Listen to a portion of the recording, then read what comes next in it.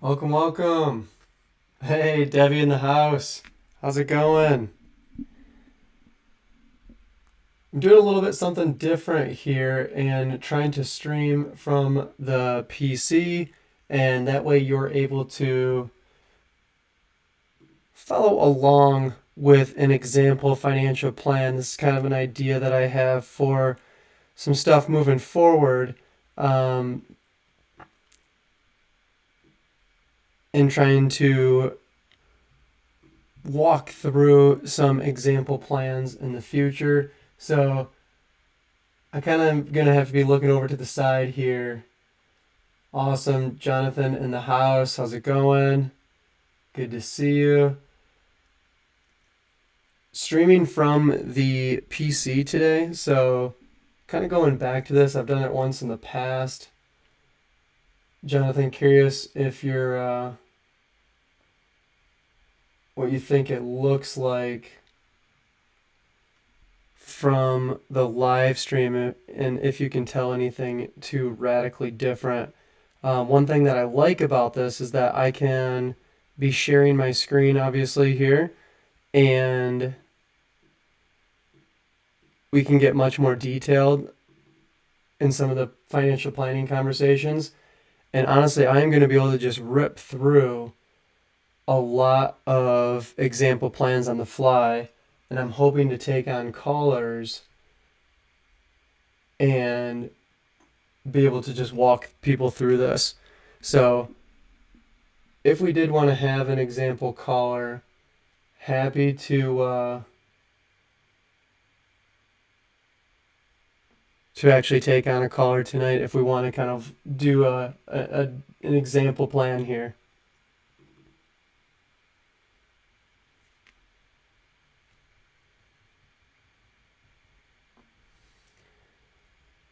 Appreciate the compliment there, Jonathan.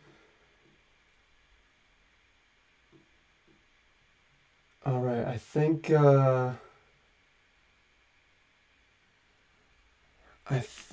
we have. I almost need to build a different version of it because it needs to be a little bit more vertical.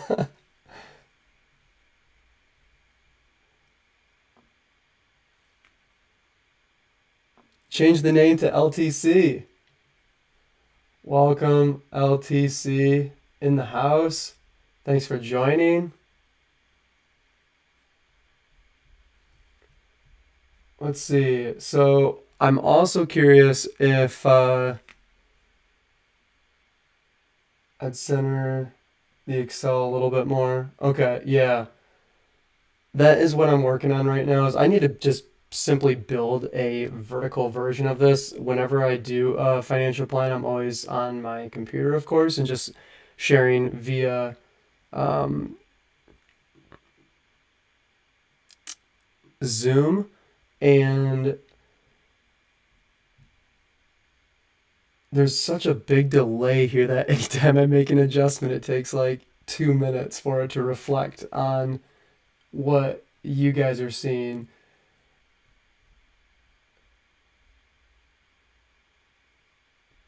Yeah, I'm used for anyone that's curious about this. I'm using Lula, so it's LOOLA TV, and then just plugging that in with OBS. And I think that's a pretty reasonable way to go for trying to stream from your PC. And then I just added a little graphic to the top on OBS. So it feels like it's kind of a nice setup. I am no streaming expert. I am a certified financial planner. And just trying to figure out how to do all this is like way above my pay grade on the technology side. Okay, so KP, we might have our first one. Thank you for sending over a message on Insta. Let me go ahead and see if you want to be a caller. That'd be kind of fun if you want to be one of my experiments here tonight.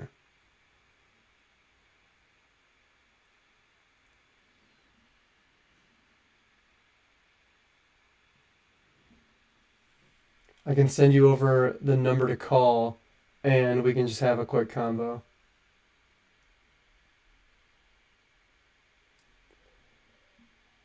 KP, did you send that a while ago, or was that pretty recent?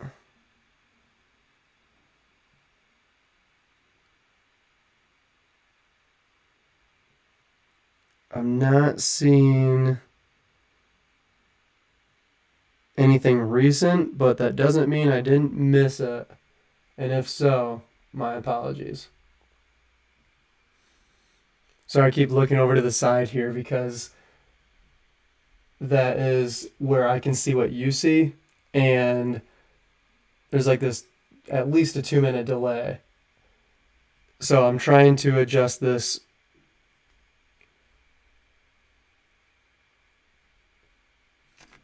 financial plan here, and I think I actually have it pretty darn close.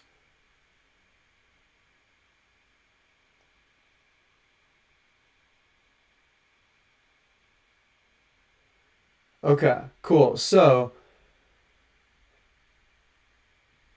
if we have any volunteers, okay, KP just messaged me again. Thank you. Let me see if I'm curious if you're messaging me on my business account or on my personal. Hopefully it's the one at Colin. Let me go check both.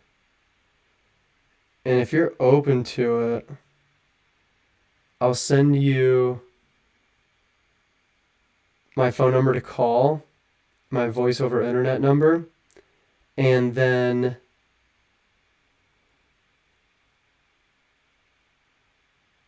what we can do is start walking through, but you might want to watch this on your computer, because otherwise if you're using your phone to talk, we're not going to be able to you're not going to be able to see what I'm talking about. But we could just do have a conversation as well. So KP, I'm not seeing your DM. What the heck's going on?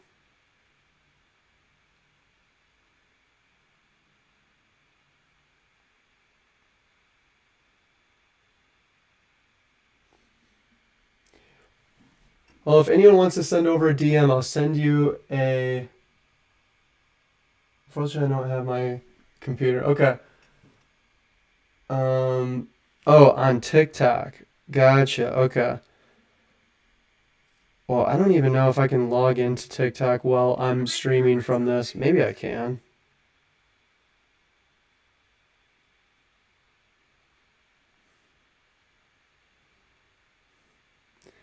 Okay, perfect. So you did send me over a bunch of info. So actually, this works out pretty well. I could just run through your plan here and we could just have some fun just DMing. What are you doing with all this computer math? Yeah, so you can ignore this for now. This is an example plan for a TikTok person that I did back in January. So we'll just kind of erase this for now. No age as of right now. We're not going to include any social security at the moment. We're going to get rid of all of this for the time being. And then we can kind of start out with a nice clean sheet here. And what I was hoping to do is walk through an example financial plan. But I wouldn't mind doing that with someone live if possible. I'm testing out my systems here, so appreciate you all for being patient with me.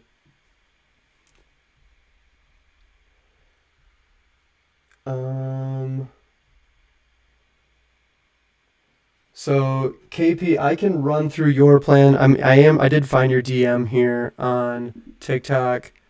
So I do have your information. So we could kind of walk through just as an example for fun here with yours. I am hoping to get someone on the phone here if possible. Sound seems a little messed up. Thank you, David. Maybe that's probably because I keep looking this way when I'm talking. Maybe I need to kind of center my mic a little bit better. That would probably help. But appreciate any feedback if anyone has any. I'm using a different system.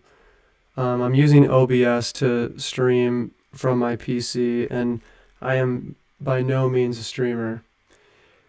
So, yes, I am taking callers if you want to send me a message on Instagram. Hopefully, at the top there, it's not too small to see the instructions.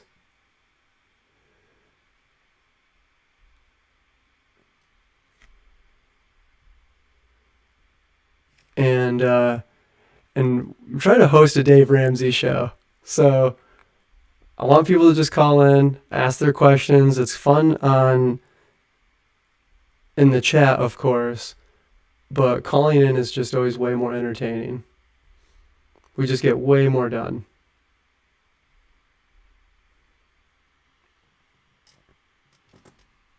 So if anybody wants to volunteer,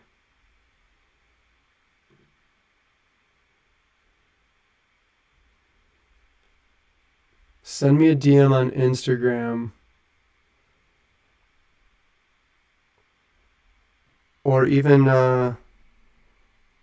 KP, it'd be fun to get you on the line at some point here. But if we were on the phone, then you can't be watching on TikTok. So that's the only bad thing. Supposedly this is being streamed to YouTube as well. So it would be super interesting if anyone wanted to pop over to YouTube and see if it's even working. I might actually just have to text my wife and say, hey, can you look on YouTube to see if this is working?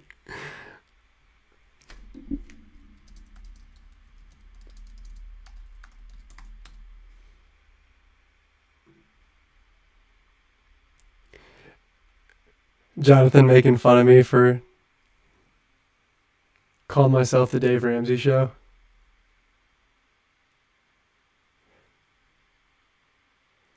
Save some money to fix your mic. Well, I do wonder if it's because I'm looking at this screen over here to see what you guys are seeing.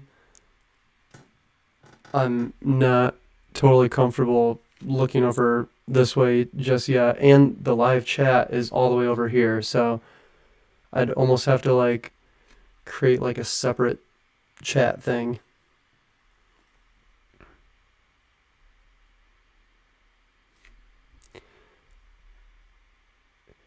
Yeah, KP, that's okay. I see your messaging in here. Yo, Dave, thanks for checking it out on YouTube. I appreciate that. Dave, when you were over on YouTube, do you know if it was vertical or was it horizontal? I'm guessing it would be streaming vertical, and then maybe it's just dark on the margins. That's what's also really interesting about streaming too, is to the different platforms and whether they want to be wide screen or... Yeah, Dave, you said it's vertical. Thank you. It feels like the lag is actually starting to tighten up. That you replied to that really quickly.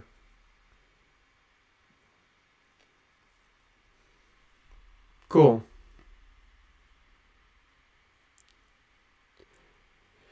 So these Google Sheets I use kind of in tandem with the planning software. So it's funny because I wouldn't mind, I'm going to show you guys, of course. So yeah, the screen, thank you, Jonathan, it's vertical. Appreciate that. Yeah, I do use Google Sheets for most of my financial planning. I definitely understand that the Monte Carlo analyses and like Right Capital, eMoney, Money Guide Pro, I've used them all. And I've done hundreds of plans in all of them. I currently pay for eMoney and Right Capital. But the funny thing is that just trying to get to the basics sometimes is like just we just need to quickly get there so we can make a high level decision. And I find that using the financial planning softwares can just be a little bit almost in the way because you have so many inputs and you don't need to get so specific just to make a really simple guesstimation on something, and trying to make maybe the first small decision. Like, I don't need to know if you're on track to have a 87% chance of a successful retirement, assuming all of these different numbers, in order to say, hey, I think we need to save more. So I think what I'm going to do here is just, if we don't have any callers that want to call in, what I'll do is actually just, I'm checking Instagram to see if anyone is going to DM, and then I'll send you over my phone number if you want to call in. And then if you are going to call in, I'd recommend watching the TikTok live on your computer so that you're able to see and hear. And then just probably turn your computer volume off, because obviously we'd be chatting on the phone. And I'm not seeing... Oh, wait. I think we might have a message. All right.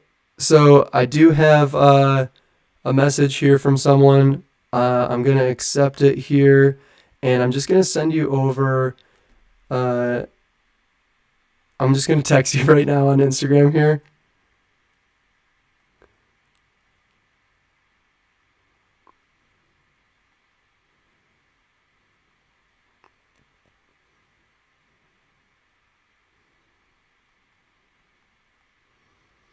I'm only going to ask for your first name so you remain totally anonymous. And then we're just going to do a fun example plan.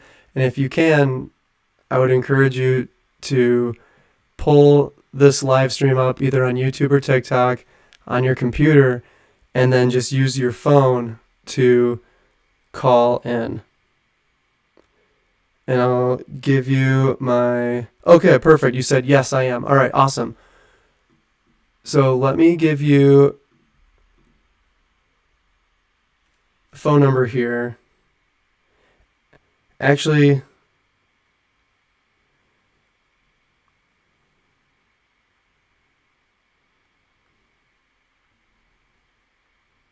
I'm just going to ask for your number here, and that way I can make sure that I'm situated here right.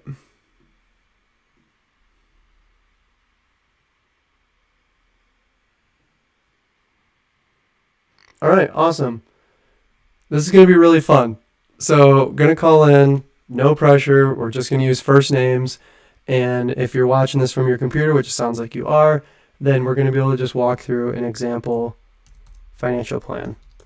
Okay, so let's go ahead and see if this works. The weird part now about getting the phone is that it needs to come through the computer audio. So I always just need to make sure that all my inputs are correct, which can be, for someone of my technology status and capabilities, can be a challenge. But I think I actually have it set up.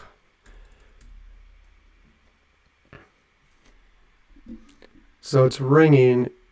Can anyone else hear if it's ringing right now?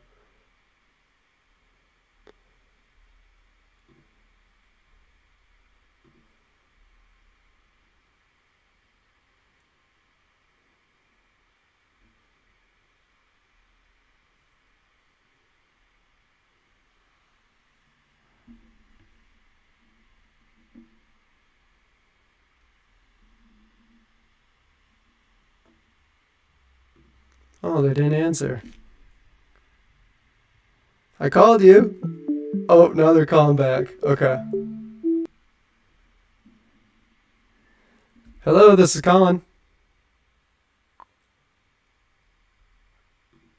Hey, Leah, thanks for calling in. How's it going? Doing good. I'm noticing that your voice is not coming through on um, on the live here. So I'm changing one audio input. So I apologize for having to kind of change this stuff on the fly here. Oh, yeah, no worries. Okay, I think it actually is working now. If anyone in the chat can give me a confirmation that yes, you can hear them, that would be really helpful. Leah, do you mind sharing where you're calling from? What state? Yeah, I'm from Texas. Calling from Texas. All right. And I've actually never been to Texas, but being from living in California for the past few years, a lot of people are moving out to Austin, and everyone's moving out to California. I heard you guys are telling the Californians not to move out. Yeah, I've heard that too, especially in the Austin area. I don't mind it though. I love all the California people coming over. All right, awesome. And all right, I had someone say put the phone closer to the mic. It's actually just on an input basis, so I would probably have to crank up your sound a little bit, or I don't know. Do you feel like you're talking in a normal voice? Sorry, I'm kind of working through the volume stuff. Yeah, I do have you on speaker. Let me try taking it off. I took it off if that makes any difference. Okay, that does sound a little bit better. Let's see if anyone in the chat says. All right, so Chris is saying never mind, it's good. I think we're doing good on sound. Okay, cool. So, were you in the Austin, Texas area, or it's okay if you're not, if you don't, if you'd prefer not to say. Right now I live in Dallas, but I did live in Austin for a little bit. Awesome, Leah. And calling into a financial planning show, I suppose we should probably talk about money at some point here. Mhm. So, what is some of the questions here? Or are you hoping just to see if you're on track for financial freedom? What are we hoping to take away from today's call? I think my biggest question is how soon would I be able to retire if I keep going on the track that I'm going right now? Love to hear it. And how old are you today? I'm 26. 26 years old today. And they say that young people don't want to hear about retirement. I was going to call the show like Retire with Colin, and my wife was like, nobody wants to talk about retirement when they're young. I feel like that's not true. I feel like people are actually kind of fired up about it. Yeah, I'm definitely fired up about it. Awesome. So, what age do you want to make work become recreational? I'm hoping sometime in the late 40s, or maybe early 40s. I take that back. Okay. Should we go with like 43 for this example plan? Yeah, that sounds good. Awesome. So that gives us 17 years of building wealth. The first thing I'm going to ask, and then we're going to kind of put your feet to the fire here, Leah, is Hmm. what are your current living expenses, including rent, food, groceries, or maybe you purchased a home and you have a mortgage. What do you think that total monthly expense number is? And then I am curious if you do rent or own at the moment. Okay, I rent right now, and I would say my total monthly expenses is probably around 3,000. Okay, so about 36,000 per year. Yeah. Okay, so I'm gonna put your feet to the fire here in our first walkthrough plan. So I need to slide this stuff around. Bear with me for a moment. I know you can't see this stuff very good. Um, okay, I think we're gonna be good now. So we're 2023. We're 26. And what is your expected income for this year before taxes? 106,000. 106,000. Awesome. And are there any other income sources at the moment, like bonuses and stuff like that? There are bonuses, but I don't know exactly what it's going to be. Okay. Do you think we should just not include it to be conservative, or what do you Yeah. want? This is your plan. Yeah, let's not include it. Okay, perfect. So 106,000 is our total gross. And I'm just going to go to smartasset.com, and anyone can go here. It's a free website to estimate taxes. And this is just kind of an easy way to say, okay, if we're making 106,000, let's just get a ballpark estimate of what maybe in Austin, Texas, or actually you said Dallas, excuse me, Mhm. Dallas, Texas. And are you currently doing your taxes single or are you married? Single. All right. And then are you contributing to any 401ks or IRAs at the moment? I have a 403b through work, and then I have a Roth IRA. Love to hear it. How much do you think we're contributing to the 403b? The 403b, I'm on track to max it out by the end of this year to 22,500. Let's go. Any idea if it's the Roth one or is it more of the traditional? I am not sure. No worries. We're just going to go with maybe I'm going to tax you more right now. Actually, if you're not sure, it probably defaulted to traditional. So let's just go with that for the moment. So are you tracking along with me on your screen? Yes. Awesome. So I am showing that your top federal rate is 22%. Of course, we pay the payroll tax, and then the great state of Texas has zero state income tax, but your total effective rate is about 18%. So we're just going to round that up to about 18 and a half, if that's okay with you. Okay. So 18.5%. So timesing by 18.5%. Whoa, that's not right. 18.5%. And then you said we have the 403B. This is the 403B. We're lessing out 22,500. And what I'm hoping to get to is a reasonably close net take-home pay. So based on my calculations, I'm showing take-home pay would be maybe roughly $5,000 a month. How does that sound? That sounds about right. Pretty close? Mhm. Okay, awesome. So 5,000 a month actually hits the bank account. Now, where does money go once it hits the bank account? Maybe the biggest, most obvious place would be rent. What is our current rent today? Yes, rent is definitely the biggest one. It's 1,900 a month. 1,900 a month. And then is there a car loan or a student loan? No, neither. Did you pay those things off already? Yeah, I did. Let's go. Congratulations, Leo. You're crushing it. Thank you. What's the next biggest line item that's super obvious in your budget? It would probably be food. Okay. Any ballpark on what food might be?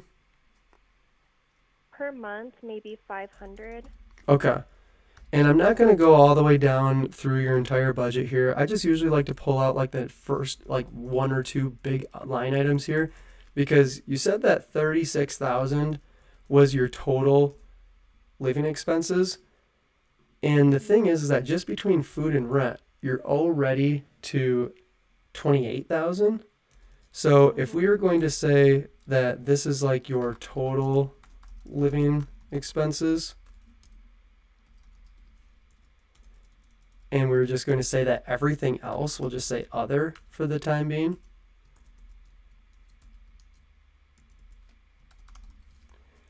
I mean, do you think that everything else ends up being like roughly 8,000 a year? I mean, gosh, that seems so darn low.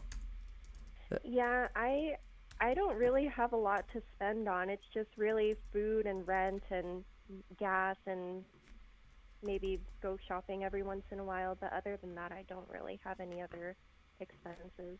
Okay. So total living expense then, if that's true, if it's actually around that $8,000 mark for everything else, then what you're telling me is that we have left over for saving. We're going to put a smiley face next to that. Left over for saving is going to be reasonably high. That's basically going to be our take home pay less the expenses. Would you say that you have like $2,000 a month left over for savings? Yeah, that's about right. I usually do end up saving anywhere from 1 to 2,000 a month. Okay. So do you think maybe the average savings ends up being like 1,500 then? Yeah, that sounds right. Awesome, awesome. So if is that cool if I try to get our, I'll call this average leftover savings. Is that okay if I try to get this number down to 1,500 so we just bump the other expenses up just a little bit? Yeah, sure. Okay. But do you kind of see how I said I was going to hold your feet to the fire here, and you said 36,000 as your or 3,000 a month or 36,000 a year as total living, and just doing this kind of our first draft here, we have found it to be maybe closer to like 40-ish thousand or Yeah. 45. Not trying to call you out or anything. This is kind of just the way I'm like able to really just double check it because it's so interesting how if you were to write down your budget, you're probably totally right, Leah, that it does end up being 3,000 a month. But then when we add in like just the random stuff here and the random stuff there, that seems to never happen, but it's always something different all the time. It's kind of crazy how our average leftover probably ends up being, like you mentioned, either 1 to 2,000, aka 1,500 a month. Yeah, that's so true, especially because my car is pretty old, so I've been having to take it to get maintenance a lot, and it's usually a few thousand every time I go. So Yep, and it's that's not like you'd probably where include it's that. going. Right, Yeah. right. And it's not like you'd include that on our normal budget, because on a normal month, you're probably totally correct that it's almost 3,000 on the dot. Mhm. Okay, so for anyone that's joining us today, or just joining us now, Leah from Texas is on the line, and we are walking through a financial plan. Leah's 26, wants to make work become optional by age 43. So, what we first started out here was walking through the cash flow. So, we know what total gross income is at 106. So the party kind of starts up here. We lessed out taxes, which is a reasonably low effective tax rate because state of Texas does not have a state income. We actually went over to smartasset.com to get an estimation of what that effective tax rate actually is. We're maxing out the 403b, and that's taken right out of the paycheck. So now we're down to net income of about 5,000 a month. From there, money goes to rent, food, and then we decided that other living expenses, miscellaneous, ends up being around 1,300 a month. So that means that total living expenses is about 44,800, and that gives us about 1,500 per month left over that we could probably allocate towards retirement. Do you think that's a reasonable thing to do, Leah? Yeah. All right, awesome. Someone asked, can you fix your audio? Do you mind being a little bit more specific? And Leah, do you notice anything bad with my audio? Can you hear me okay, or does it sound like I'm maybe smothering the mic? I can hear you okay through the phone. Okay. If anyone does have any comments for that stuff, someone said, yeah, it's echoey. Can you fix that sound? Huh. Okay. And it's not echoey to you though, Leah, right? No.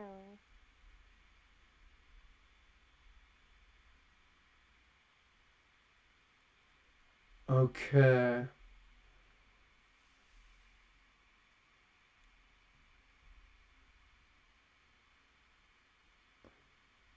I'm getting a little extra feedback, and Leah's pretty quiet.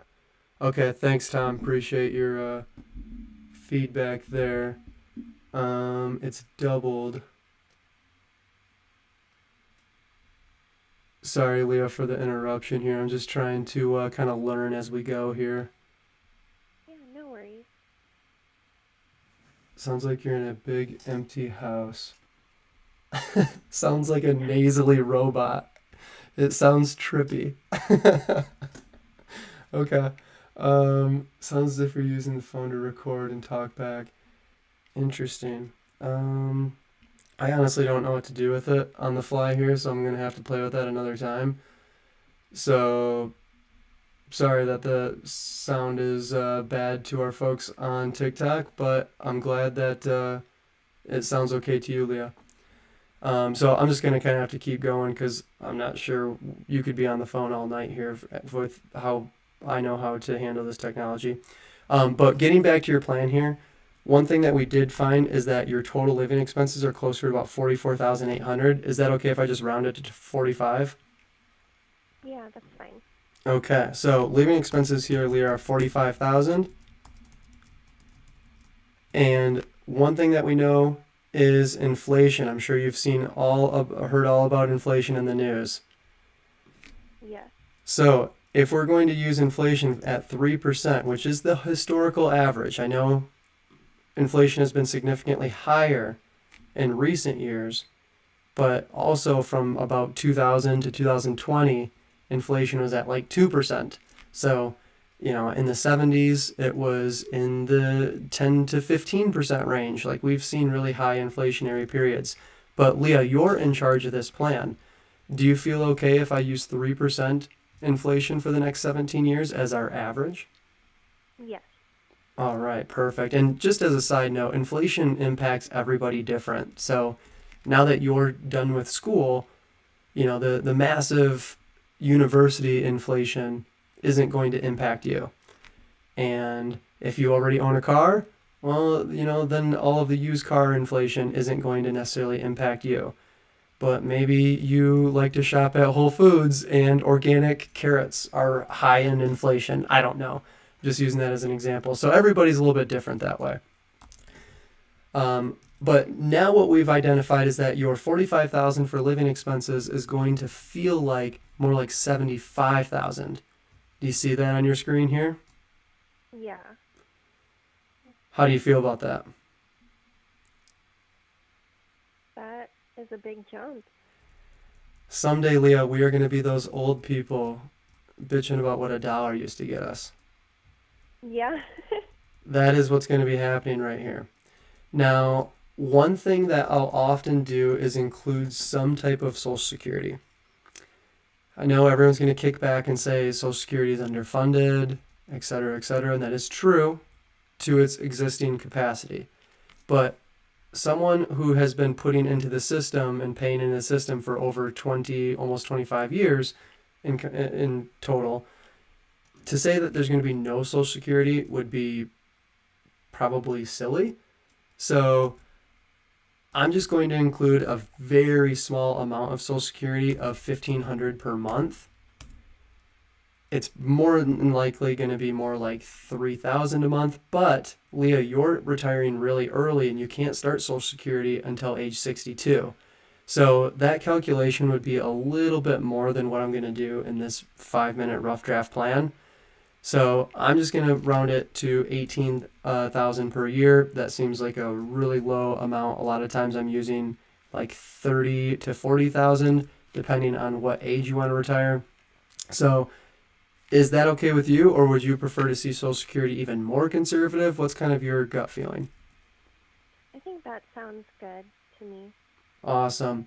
Okay, so Leah, if you need 74,000 to live, Social Security is very low, and again, we cannot start Social Security until age 62. So there is going to be a 19-year gap where you don't have Social Security. But what I don't want to do is say that for the next 50-year retirement you have none. So that's why I'm using just a small placeholder here. Okay. Then we need to have a withdrawal rate of 56,000 per year from your investment account. Now, this is assuming right now in order a 4% withdrawal rate. So you would need to have about $1.4 million at a 4% withdrawal rate. Given that your retirement horizon is 50 years, I wouldn't mind actually kind of creating another number here and seeing what it might look like if we needed that withdrawal rate to be closer to 3%. So if it needed to be 3%, whoops, that's not right.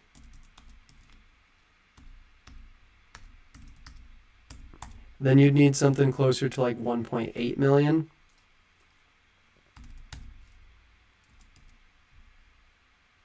So what I wanted to do here was just create a window. Basically, we need somewhere between 1.4 and 1.8 million in order to be withdrawing 56,000 from your 403b for the rest of your life. At least historically, that has been a really good number to target, a really good rule of thumb. Tracking with me so far? Yeah. How do you feel about needing 1.4 to 1.8 million by age 43? I wonder if that's even possible. Does that seem that seems like it's a really high number? Yeah, it seems really high. You ready for the drum roll to see if you're on track? Yeah. Okay. So, how much do we have in the 403b today? 17,000. Awesome. So did you just start maxing it out every year recently, or trying to, maybe in just the last year? Yeah, in the last year. Awesome. Did you get a big pay bump or something? No, I just graduated a couple years ago, so it's my first job. Okay. That's awesome. Well, congratulations. So we are now making big contributions to the 403b. And you said that there's a Roth IRA, right? Yes. Okay. And how much is in the Roth? 34,000. Let's go. Okay, and we're going to be maxing that out every year, right? Yes. All right, so now we're going to have our other investment account. What have you been doing so far with all of this extra savings that you have every month? I have a high yield savings account that has 25,000 in it, and I use that kind of as an emergency fund. Okay. So we could go up here and we can say we have a emergency fund with 25,000, and you've just been kind of piling the extra money in there and just building that up. Yeah, and I think I'm stopping at 25,000. I'm pretty happy with the little nest that I have for myself.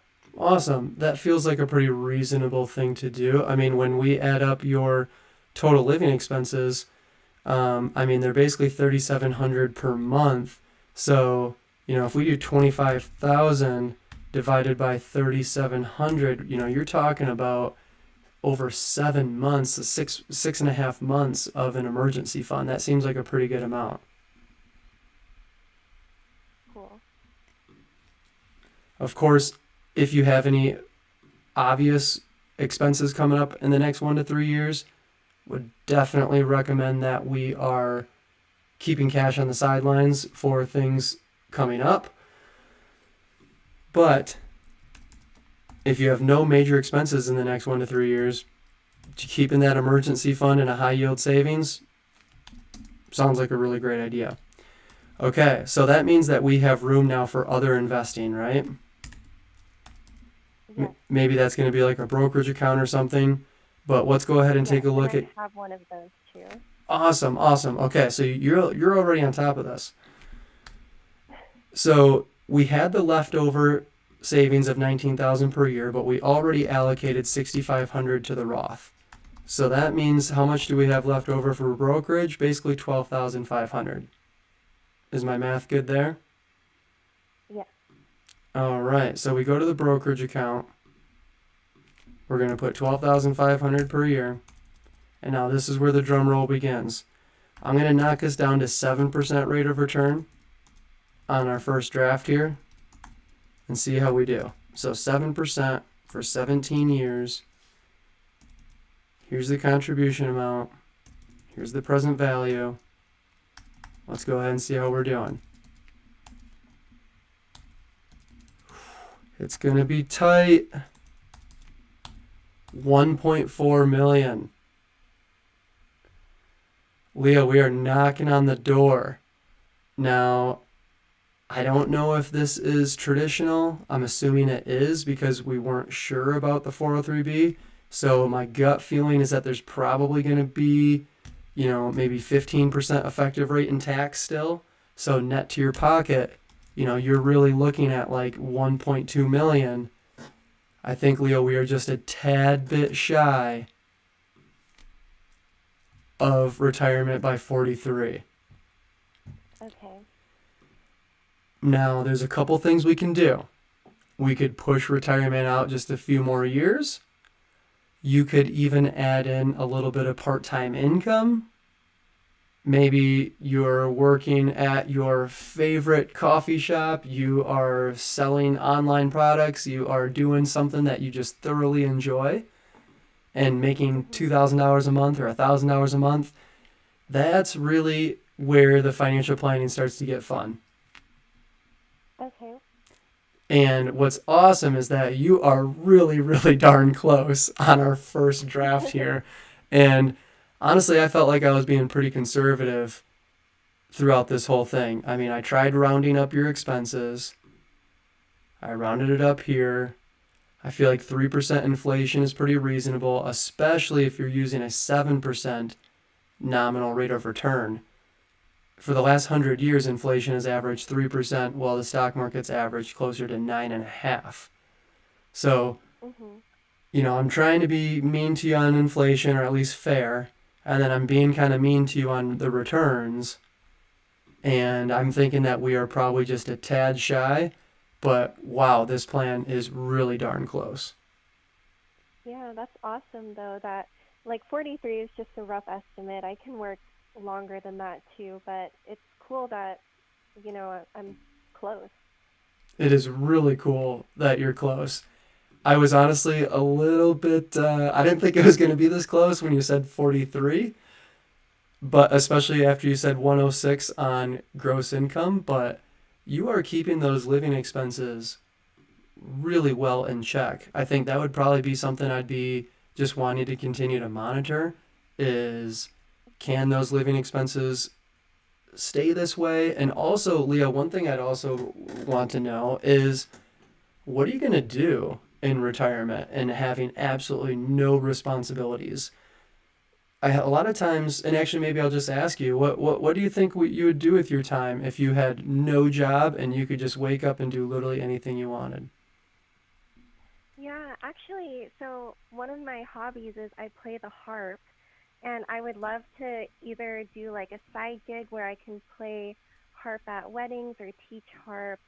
And when I retire, that's something that I would like to do too, is maybe some teaching or do some gigs here and there and, really do something that I love and enjoy. That's awesome. Gotta be my first harp player. That's cool. I feel like that's such an, or not maybe the most common instrument. How does one Yeah. become a harp player?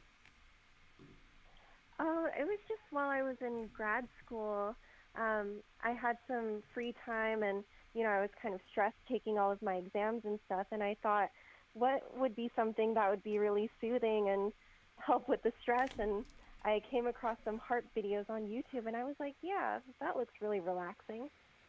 Does that translate at all to the guitar? Like, Kind of maybe. I guess it depends what you play. okay, okay. Didn't know if like, some of the notes and things like that, like just being a stringed instrument would translate it all. But that's really awesome, Leah. I think you're very much in a good place. I can just tell that your temperament and like thought process around money, and you already have a brokerage account. You're already maxing the Roth. Like you're excited about the 403b. You have your emergency fund, so you didn't try, cutting in line. I have a lot of my clients and just a lot of people I talk to don't want to do the emergency fund because they can't handle their money growing at 2 or 3 or 4% in the high yield savings account. But you calling in for the first time, having never met you, and you already are checking every one of these boxes, Lee, I feel like you are going to be in a really awesome place. And if you're able to maybe start taking Fridays off to play the harp more and enjoy life today, and maybe bumping that retirement plan down a couple years. Um, I always kind of encourage people when I'm going through these plans and to steal something from Ramit Sethi, who wrote the book "I'll Teach You to Be Rich." he always encourages people to live their richest life now and in the future. And I would just be so sad for you if you were like trying to save so much money that you weren't able to enjoy the next 17 years until you're financially free, probably by age 43. Yeah, yeah, thank you so much for the advice. I totally agree. It is something that I want to start doing sooner rather than later. Yeah, you're in, I mean, gosh, actually, let's just do something to encourage you for a moment. Like if we were just to bump this out 5 years and say 48. Yes, you need to save a little bit more because inflation has increased your living expenses, but saving another 5 years to 20, let's see, it was from 17 plus 5, 22. Whoa, not 122. I mean, I guess that puts you even better in the ballpark. Like, I was hoping compounding was going to really explode here for you, and as an example, but I guess 5 years wasn't quite enough. Um, you're just overall in a really great place, so I wouldn't want to see you have to live smaller than and maybe not be able to play as much as you would want to today, and trying to chase this financial fire movement, financial freedom, retire early movement. I don't know if you follow those type of blogs. I do, yeah. Well, any other questions that I might be able to help you out with? Just curious, like for the other investments, right now I do have 13,000 in there, so I just wanted to see if that makes any little difference. Yeah, this is in the brokerage account. Yeah, Yeah, I mean we just scooped up like another 50 grand.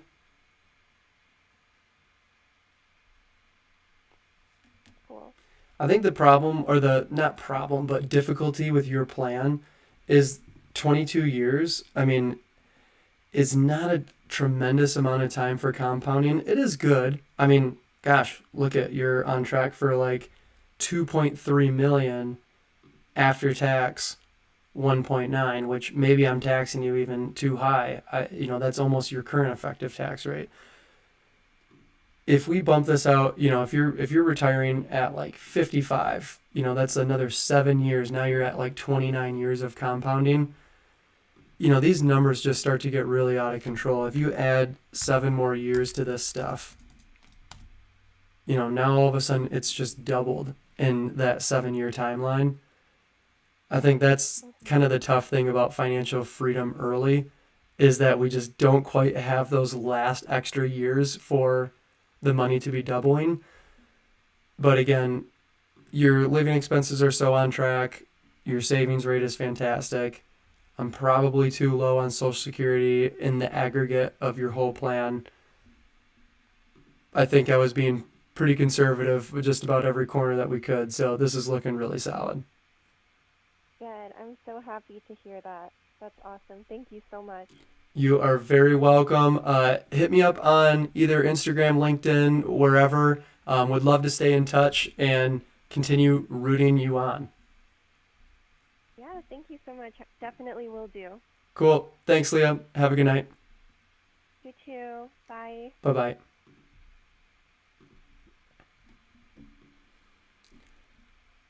All right. Well, Leah is totally crushing it. Really fun financial plan. I'm going to do a quick recap here for anyone that has just joined us. Um, but I did want to quick ask here now that she is off the line.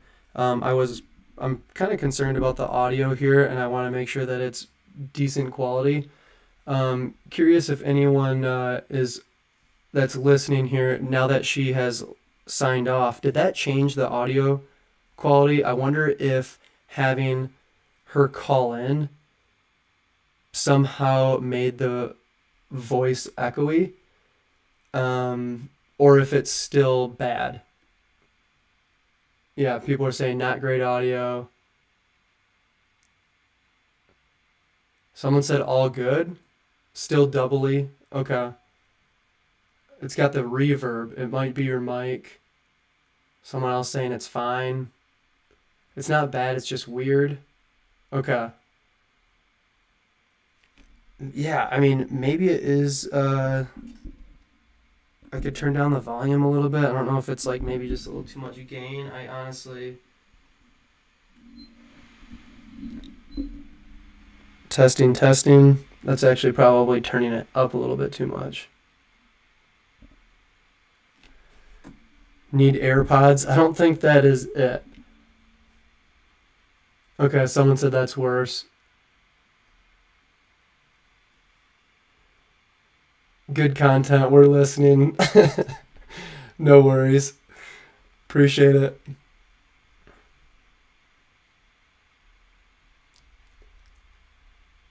I actually have AirPod Pros literally right here, but it's actually just easier in a lot of times just to plug it right in.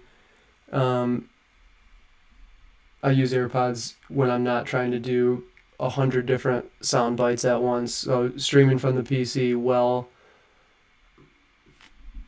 calling in live, well, on pushing it to TikTok and YouTube at the same time. I'm a financial planner, folks, not a tech guy. And we're learning slowly but surely. Okay. You're right. Let's get the recap. You're right. My bad. Recap. I'm losing my train of thought looking at so much shit here. Okay. So Leah called in from Texas, currently 26 years old, current income of $106,000 per year. Okay? 26-year-old, $106,000. Effective tax rate is 18.5%.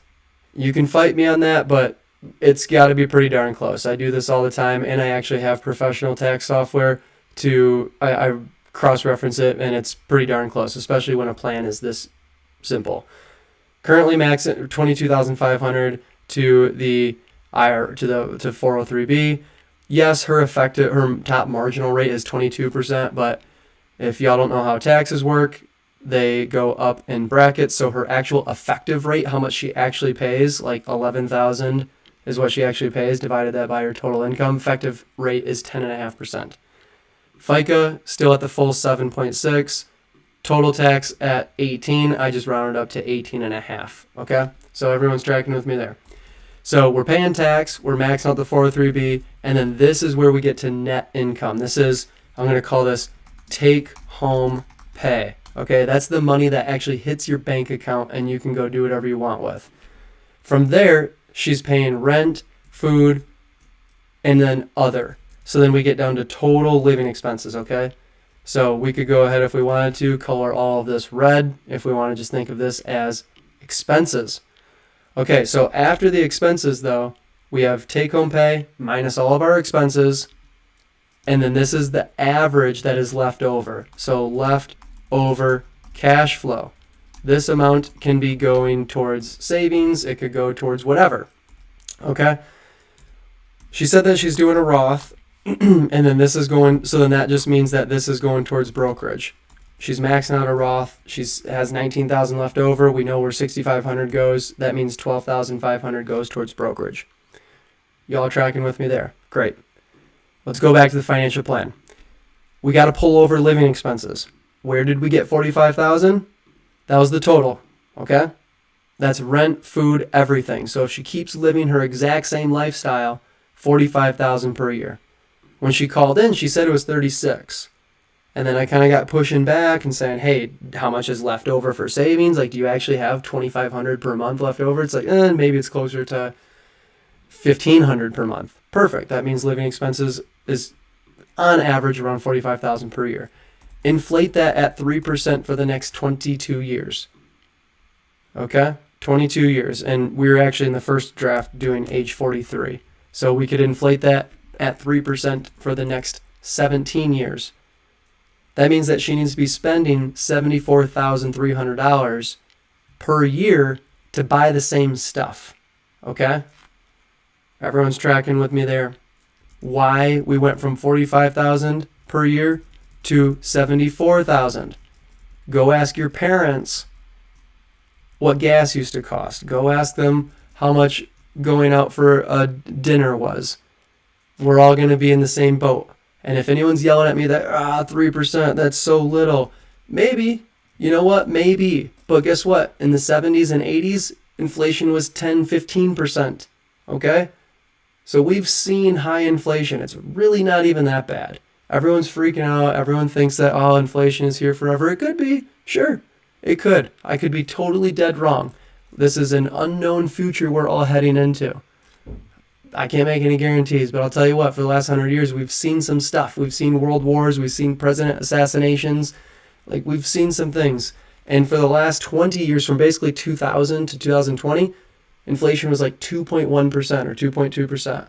So now that we're having a couple inflationary years, it seems reasonable to say take an average of what the last 100 years was. Okay, so, and this is your plan. You can do whatever you want. You could put it at 10% if you want. So inflation brings us to $74,000 per year. Now we have to have a philosophical conversation about Social Security. Social Security is going to be there to some effect. We all know it's underfunded. It is going to be, we're actually going to not be able to pay our first benefit payment probably by 2033. That sucks. That's a scary thing. It's not very politically electable to go out there and say, hey, I'm cutting Social Security or I am raising taxes. It's not a fun conversation, so we just keep kicking the can down the road. But realistically, we're going to reduce benefits, increase taxes, some combination of them, okay? So to say it's zero is unlikely. To say it's fully funded is also extremely unlikely. So you can actually go to ssa.gov, and you can run Social Security estimates. I've done it multiple times. I do it for all my clients, and I am just taking a very educated, realistic guess and cutting it by a lot to say that there needs to be a number here. I'm sure the chat right now is blowing up that you can't take Social Security until age 62 at the earliest. I know. But if I put it at zero, that's assuming that she has no Social Security for the next 52 years until she becomes an angel at age 95 and she can start playing the harp in heaven. Okay? So that doesn't make any sense. So we have to at least put a reasonable placeholder here, just as a placeholder, okay? This is not a perfect plan. This is just a 5-minute plan to get you reasonably on track. Okay, so if she needs $74,000, lessing out some Social Security, okay, now we're withdrawing $56,000 from our investment accounts, okay? $56,000 from our investment accounts. We're talking 403Bs, 401Ks, Roth IRAs, brokerage accounts, okay? HSAs, if you're trying to be savvy. Yes, you can invest your HSA. I got videos on it. Then we're talking about how much do you need in total retirement assets. Well, this is using a 4% withdrawal rate. This is using a 3% withdrawal rate, okay? So anyone that's mad at me for the 4% rule, blah, blah, blah, get at me. I'm using 3%. How much safer can you be, okay? I think we could even go with a 5% rate if we wanted to. And that starts to become kind of a nice window here as to how much we should probably save for. Somewhere between 1.1 and 1.8 million. Okay, that's a massive window. I like 1.4. 1.8 is my favorite. Okay, so that becomes kind of our window of financial freedom success. Now we got to take a look at the resources. So here are the resources. 403B, she currently has 17, Roth IRA 34, other investments, brokerage account. I'm just going to call this brokerage 13, and then she has an emergency fund at 25,000. Just going to keep the emergency fund at 25,000, okay? We're not making contributions. She's feeling good about it. So we're going to grow this money for the next 17 years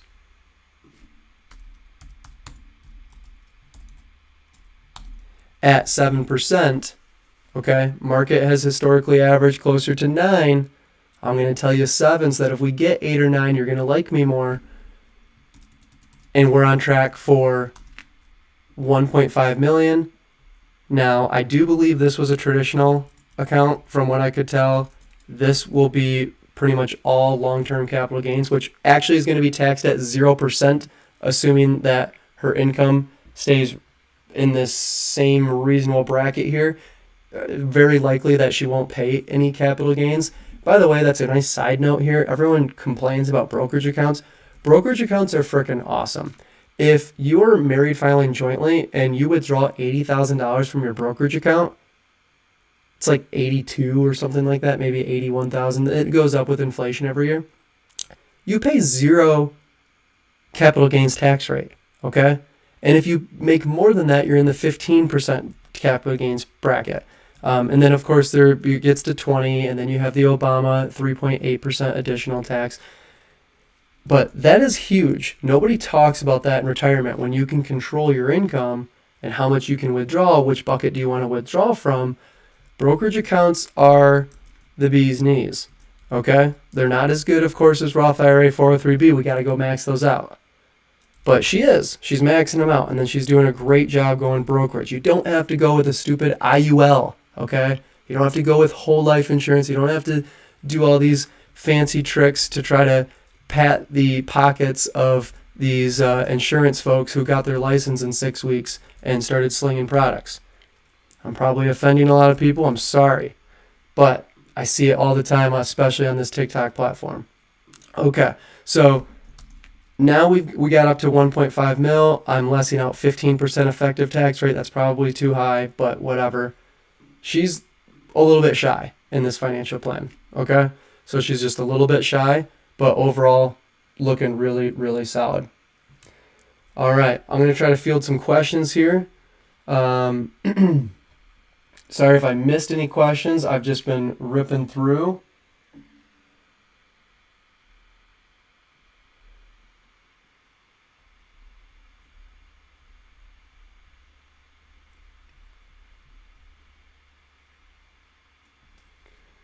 All right, how can you live to 60 years? How can you live 60 years off 2 million? Good question. So very fundamentally, guys, if the market's getting you, let's say the market average is 8%, okay? And you retire with 1.4 million, okay? You retire with 1.4 million. So here's the number. Retired. Yay.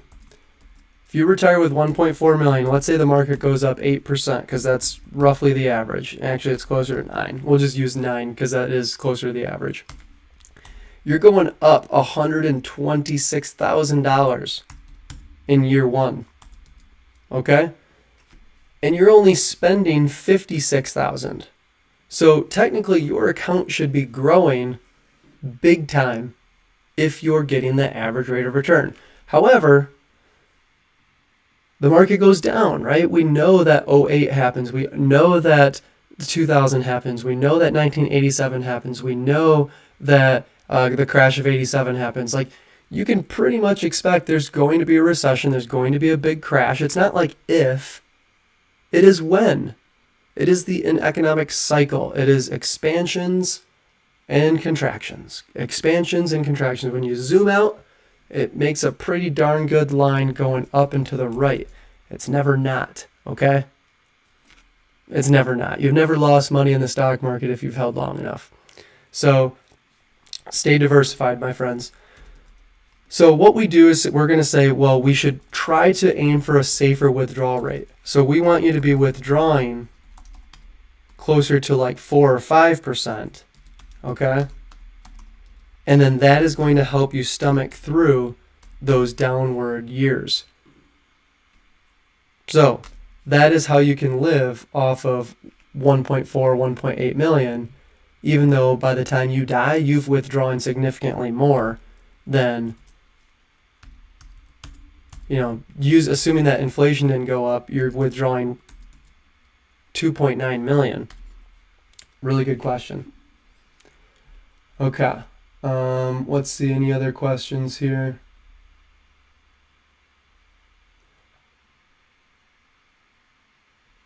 How is it 8% the last 6 years? I'm barely making 4. Jose, we gotta expand our time horizon. 6 years, that's a coin flip. You could actually have less money in the market over a 6 year period. It's very rare, but you could. Can you move the screen? I can't see column L. Oh yes. Really, you can't see column L? That's not good. I gotta slide a lot of things over then. Does that help? Kind of tighten things up a little bit.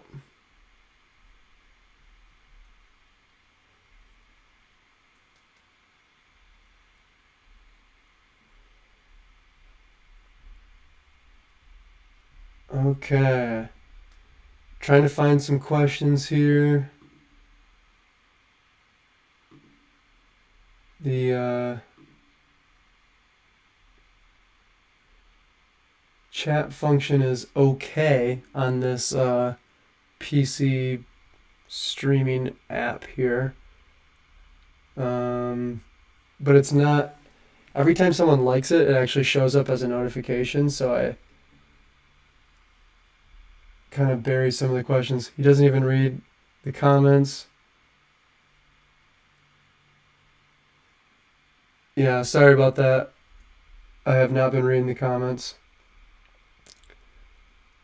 It's a lot when you got someone live on the phone and trying to do a financial plan and thinking about the comments. I can be better though.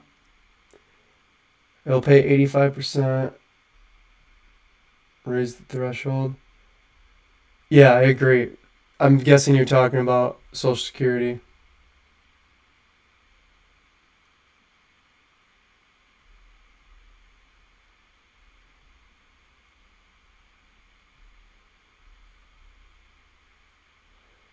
Okay. Unfortunately, there is just not a lot of comments that I can see here. They just like disappear very quickly on this not fantastic platform. So I apologize if I didn't get to your question. Maybe you can copy and paste it or something. So that's my bad.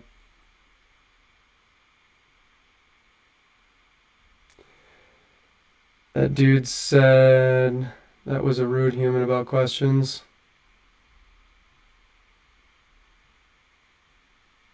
How much more is the Fed going to hike? That's a good question. You tell me. I think Powell has said straight up, we're going to hike until inflation stops. Do you work with individual clients anywhere in the US? Yes, I work with individual clients. If you go to the Beacons link on my TikTok, you'll see I have a lot of free financial tools on there, and also have a link to learn about my fees and services if you wish to hire me.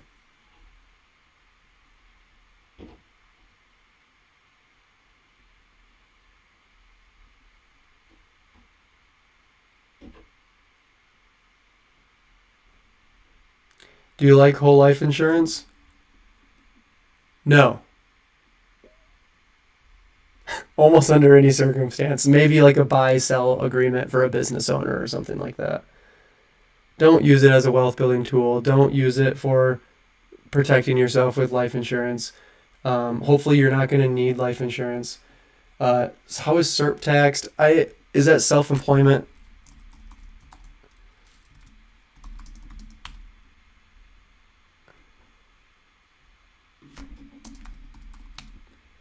I don't know. Ask ChatGPT. SERP withdrawals. Oh, supplemental executive retirement plans.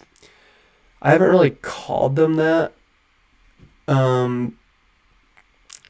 Usually they have a different type of name. Like I've seen like 457F or 457s. But that's an easy one. I mean, that's just going to be regular income. So how is your regular income taxed? It's taxed in your current tax bracket. So if you have a supplemental executive income retirement plan, maybe your income right now is pretty high, so you're deferring money to that plan, and then once you retire, if you don't make any withdrawals and you have no income, your tax rate is effectively zero. And because you have a standard deduction of 26,000 for married or 13,000 for individuals, you could actually withdraw $13,000 and pay zero in taxes.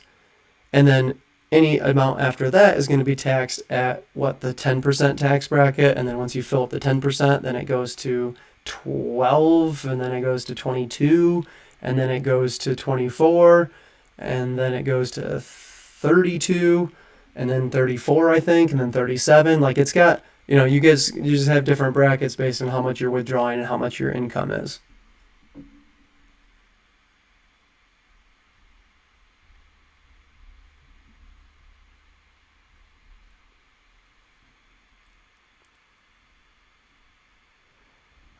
I don't know if I've heard of Savvy Wealth. Is that another content creator? Can we see column A? Nothing in column A. I have it empty. I should just clear the... I'm going to make it clear so that nobody thinks that there's anything in there.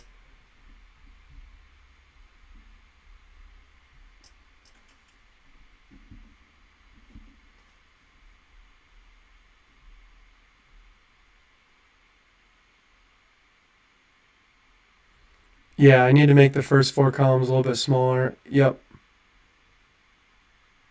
Appreciate the advice here, everyone. I'm not used to using this plan. I need to just change the format here to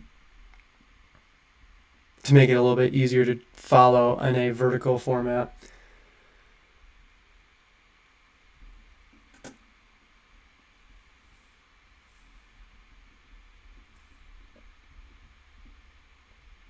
Someone's asking about whole life again. You don't need whole life. You don't need IULs. You don't. Life insurance in general is for transferring risk. It, in most cases, is not a great wealth building tool. I have done hundreds of financial plans and never once recommended whole life or an IUL as a wealth building tool. And I have dozens of fantastic financial planners who are CFPs, CFAs. I mean, there's literally advisors out there like Andy Panko,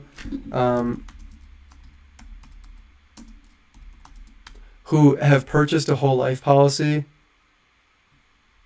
and an IUL policy just to track it. So here's his IUL experiment. So like, this guy is absolutely brilliant, and he creates incredible content, and he bought an index universal life policy. I mean, I almost want to say as a joke, just to kind of show all of the hidden fees and just be extremely transparent with it. And it's just not a great wealth building tool. It's really not. Not long term.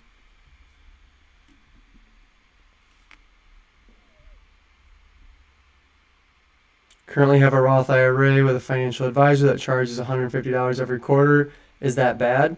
No. I mean, it totally depends on a lot of things. I don't know, Charlie, enough about your situation, if that's a lot or a little. For example, if you have, that's $150 times 4 is $600. Dividing that by 1% would, if you have more than $60,000 there, then I would say that's probably a lot. But here's the thing: is that, what are you trying to pay for? If you're only paying for investment management, I'd probably move it to Betterment or Wealthfront, or just go to Vanguard or Fidelity and buy, a target date fund that's really cheap, and you're probably going to be invested almost identical to how they are for a fraction of the cost. I don't think anyone on here, on this live, should probably be paying for just purely investment management services. I don't think, really what you need is holistic planning, right? At least, and not even everyone needs that. In a lot of cases, you just need a couple pointers and to save 15% of your income and enjoy your life. I actually make content about that, like setting your 401k to 20% and then just spending the rest and keeping an emergency fund. That's about 80% of the job right there. I mean, people hire me when they're, have a large incomes and their tax rates are in the 30-40%, and it makes sense to pay $4,800 to have someone go through all of your stuff individually. Plus, what's funny is that my competitors are all charging 1%. So if you have $1,000,000, 1% is 10 grand. So now all of a sudden I become a heck of a deal.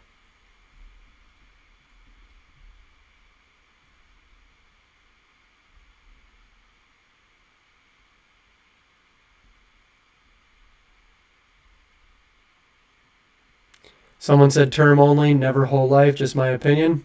That's my opinion too. Looking to invest in the mining industry? Any stocks you like? No. I am not going to be recommending individual stocks. There's so much involved to be able to do that. How could I ever make a better assessment than these analysts who are studying this stuff all day, every day? I think we all kind of forget that who your competition is. Like when you buy a stock, there's a seller on the other end of that. And have they done more research than you? Possibly. I always make the comparison that there are people with satellites paying, 100 grand to fly a satellite, hundreds of thousands to fly satellites into the air, to watch and take pictures and video Tesla factories. And they want to see how many cars are coming off the assembly line. Like, think about that. That's who you're competing against. So if you're trying to buy individual stocks, to me, you're trying to compete against LeBron James in basketball. Like, and even people who think that they're good at it, they're into hedge fund managers and mutual fund managers, they still underperform index funds. Someone asked, what would I charge for a $1.4 million portfolio? I would charge you the same flat fee that I charge everyone, and I charge based on complexity. So the rate starts at $3,600 for individuals and $4,800 for couples. And if you have 1.4 million, well, then that's a heck of a deal. 4,800 divided by, you're talking about like 35 basis points. Sweet. That's pretty cheap.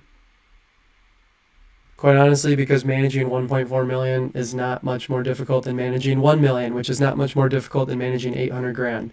So I don't really understand why a 1% fee makes sense.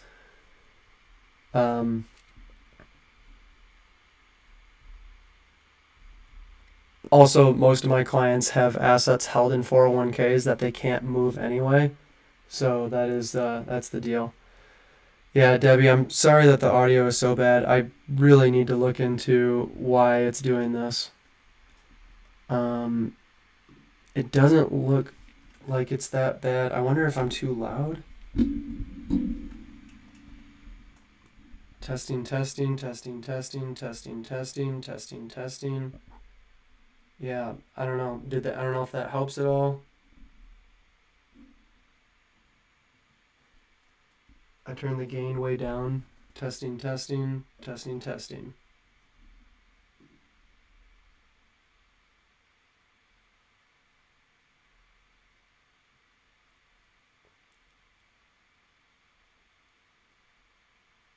Do I have any clients with devastating student loans? Yeah. I have clients with 700, 800 grand in student loans. Fortunately, their incomes are like, 400 for her and 400 for him.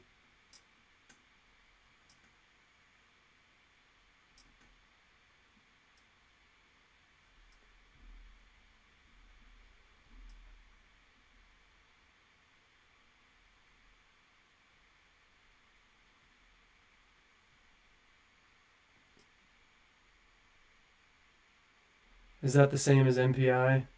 Yes. In short, don't buy MPI. This is not like MPI. No, I'm not recommending MPI.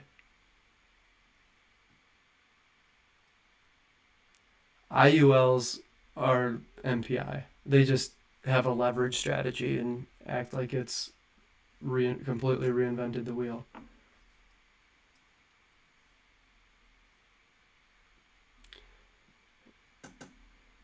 Yes, we were learning about. We didn't really touch on investments too much. Investing like a professional is easy.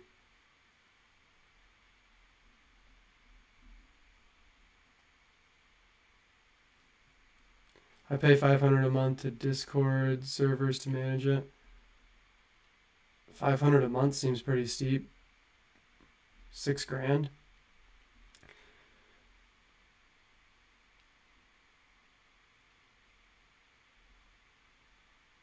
Someone's asking what specifically do you have against MPI? Um, yeah, I've done a debate with Curtis Ray.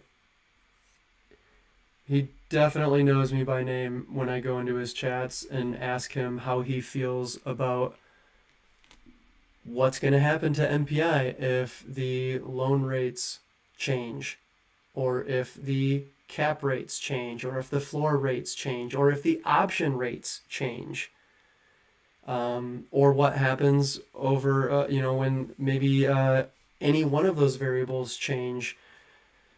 Uh, Basically, what I'm referring to is stochastic modeling, or some people call it Monte Carlo, where you look at like virtually unlimited amount of variables and see how your plan is going to work under lots of different circumstances. And basically, all he does is look at averages. So, like, if I were to compare maybe the way he's doing it, I'd be like the average rate of return is 9% in the market, which is $126,000. So on average, you should just be able to withdraw $126,000 from your portfolio. Now, is that reasonably correct? Like, yeah, that is the average rate of return. But is withdrawing 9% from your portfolio going to blow up if you happen to retire in 2008, or if you happen to retire in 1966, or if you happen to retire in 2000? Like, yeah, it's not, you're going to run out of money someday. So, and he doesn't adjust his withdrawals for inflation. Like, it's just, there's so much to not like. And it's not that it's a scam. I think the way that he just portrays how traditional retirement planning works with 4% safe withdrawal rules and things like that, and acts like that is just dog water, I think is what he calls it. It just really kind of proves his lack of stochastic modeling, aka multiple variables moving around. So it's going to be really interesting to see how this thing performs when interest rates continue to go up, because the only way his product works is if loan rates stay low. But if loan rates go up, he's borrowing against the portfolio at a 4% or 5 or 6% loan rate, and he's hoping to get 4, 5, 6% rate of return. So what happens if you're borrowing on the product and the loan rate is 6, but your rate ends up being 5 or 4 or potentially even 0 that year? You could be -6 in the hole, and that's only one of your loans. What if you wanted to take 2 loans, which is what he recommends? Well, you could be going -12% in that 1 year, just based on the 2 loans that you have at 6% each. Plus, if you're withdrawing, what his safe withdrawal rate is like 10%, which is just ridiculous. Like, you could be down 26% that year, or 22% that year, because 10% from your withdrawal, 6% from your first loan, 6% from your second loan. So I think he just extremely underestimates how fragile the product could be under just some very simple, different economic circumstances. Right now, mortgages are at 7%. Why would the Mutual of Omaha company want to loan you money at 4? The answer is they don't. It's going up. It's going up to 5, and he does smartly, and I will give him credit where credit's due, did create contracts so that it is capped at 6. But in my opinion, so many things need to work out well for that product to work. And we haven't even talked about the fact that, you are putting so much faith in just one company. Literally, your whole retirement account is based on the Mutual of Omaha being successful for the next 10, 15, 20, 30, 40, 50, 60, 70 years. How long are you going to be alive? Like, I wouldn't do that. I just simply wouldn't do it.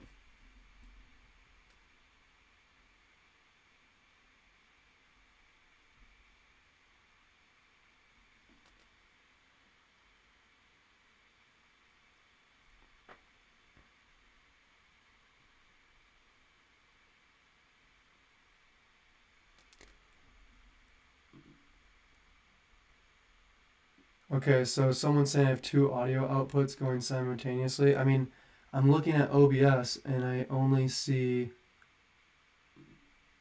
one.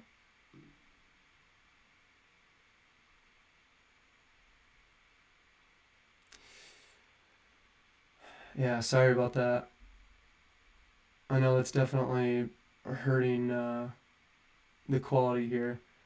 It'll be really interesting to see because I do have it recorded on OBS as well to see what that's going to, what it's going to look like and sound like, rather.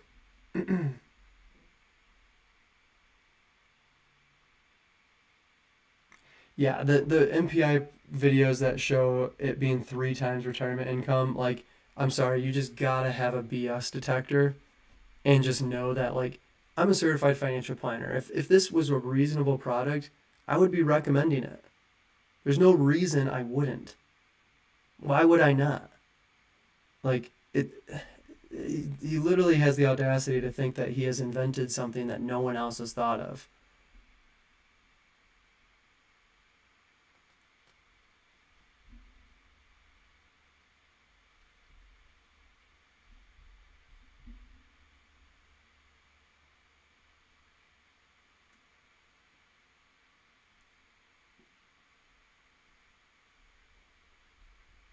Um,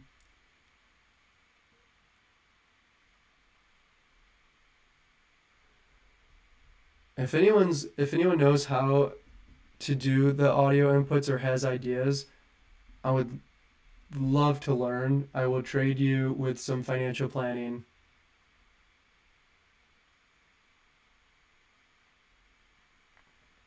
I'll trade you with some financial planning stuff if you can help me with this audio. I'm gonna be looking into it more, but yeah, it should be okay. And I agree that it is. I'm looking over here to check the chat here, and then my mic is over here, so I need to place this a little bit better here, more in the center. So, a couple things to improve, but we're slowly getting better here. Someone asked if I help clients with real estate. Yes, I don't advertise as like a real estate expert, but I definitely know enough to be dangerous and check your blind spots and run the numbers. So, I can definitely get to an internal rate of return calculation on your real estate investing, assuming lots of different inputs. But the deal with real estate investing is we don't know what those inputs are going to be exactly. So I think that's kind of the helpful piece when you're doing real estate is just like identifying what your field goal range of outcomes are. And, if everything needs to go right for you to get 8 or 9% rate of return IRR, just go get that in the market. Like, why would you put yourself at a bigger risk, a systemic risk for that? And if you can go out and get 13, 14, 15, hey, maybe it's worth you taking that additional risk. All right, awesome. Thank you everyone for jumping in here today. This has been a ton of fun. I do like going live, I think, with the being able to stream the computer. It has been a learning curve here trying to get the caller. Hopefully everyone found that to be kind of fun, and definitely look forward to doing this again. So feel free to send me a DM on Instagram if you want to be a live caller in the future. I am probably just going to start creating like a list on Facebook maybe, and then everyone can kind of just see uh, what who's on the list, and then we can just kind of have fun that way. So cool. Thanks again, everyone, jumping on here, and we will see you again in the near future.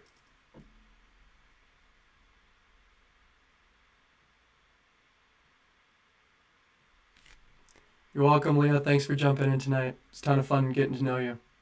And congratulations on the extremely successful plan.